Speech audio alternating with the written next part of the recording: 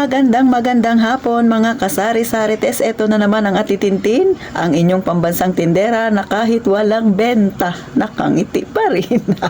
Kumusta kayo? Kumusta ang inyong tindahan? So magdiretso na tayo sa topic natin kasi napapanahon talaga ito at syempre napanood ito ni Ati Tintin. Siguro mga 2 or 3 days na itong naibalita. Alam ko yung iba dyan nakapanood na rin.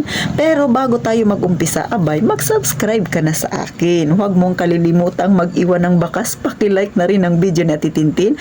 At maraming salamat po sa patuloy na sumusuporta kay Ati Tintin. Hindi bumibitaw ang mga datihan kong subscriber. Thank you ng marami. At kung bago ka naman sa aking channel, salamat sa pagtitiwala mo na makapag-share ako sa inyo.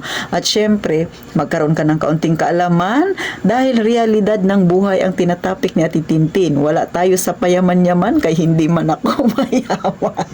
Doon tayo sa realidad ng buhay nating mga nasa masa. So, tayo nang chismisan. So, ano ba itong topic ni Ati Tintin?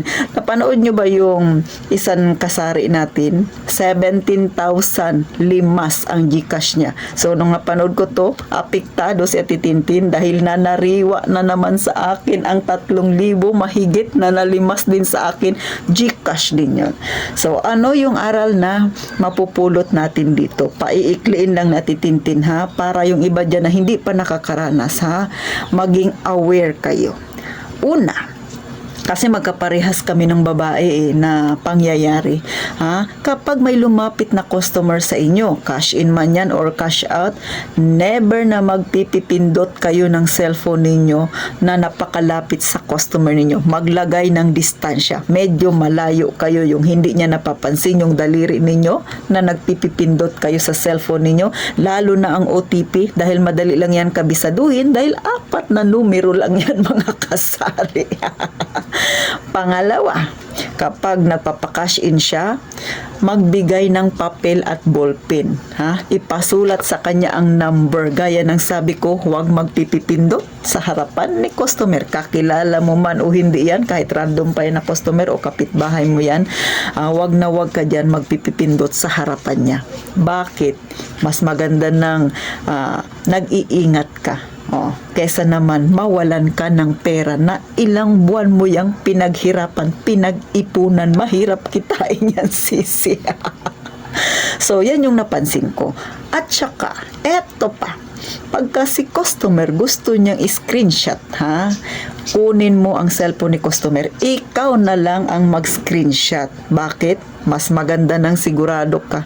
At syempre, siguraduhin mo rin bago ka mag-screenshot, hindi nagpa-pop up si Gcash na sinisend niya ang OTP, yung number, di ba? Pagka minsan kasi may verification si Gcash, tapos magbibigay siya ng ng number, sasabihin kung ikaw ito yung number. Baka mamaya ikaw nga nag-screenshot na screenshot din yung number na ibinigay ni Gcash sa'yo. Ganon din, wala rin. So, mag-iingat mga kasari sa pagpapa-screenshot ng ating mga cellphone ha. Ugaliin na maging maayos mo na ang lahat. Kasi mahirap na magtiwala ngayon, mahirap na basta-basta mo na lang ipapa-screenshot yung cellphone mo tapos biglang nag-text si Gcash sa'yo. Kasi normally, 2 yan hanggang 3 katao yan sila na magkasabot. Isa yung pupunta sa tindahan mo, isa yung magte-text sa number mo. Syempre, pag nag-text, nag-notify yan. O, paano yan kung nag-notify si Gcash tapos sakto nag-screenshot? Kita yung sinend ni Gcash sa'yo na number. Kaya, laging mag-iingat talaga. So, isa yun sa mga 3 lang yan sa napansin ko na halos magkaparehas kami.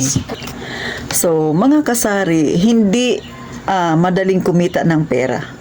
Kahit nakakilala mo yan, mag-iingat ka pa rin. Bahala sila kung sabihan kanila napakasigurista mo. Di baling sabihan kang sigurista, basta siguraduhin mo yung pera mo ay ma-secure mo. Kesa naman, maglahong bigla lang yan mga kasari.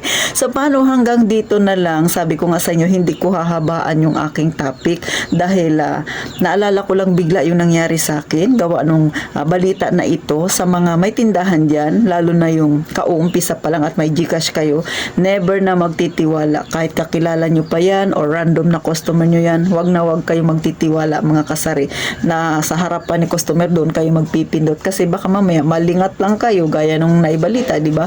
Saglit lang. Tapos pagtingin niya, wala na kaagad yung pera niya sa GCash dahil limas na limas na. Wag nyong antayin mangyari yan sa'yo kasi napakasakit po talaga. Ako nga 3,000 lang yun mahigit mga kasari. So dinamdam ko yun ng mga ilang araw. Iniyakan ko talaga yun kasi nga sobrang nakakapagod dito sa tindahan. Magbantay ka, mamili ka, tapos mag-display ka, iyo lahat bago yung iyong pinaghirapang pera ganun-ganun lang na makukuha sa'yo. So, di ba, kung gaano kahirap yun na dalahin sa kalooban mo. So, masakit talaga. Kaya, yan ang paalala ni Tintin na never na magtitiwala kay customer. Doon ka sa harapan niya magpipipindot. Baka magising ka na lang, isang ganun lang, wala nang laman ang iyong GCash. So, paano mga kasari? Gaya nga ng palagi kong sinasabi, mag-iingat tayong palagi mga kasari.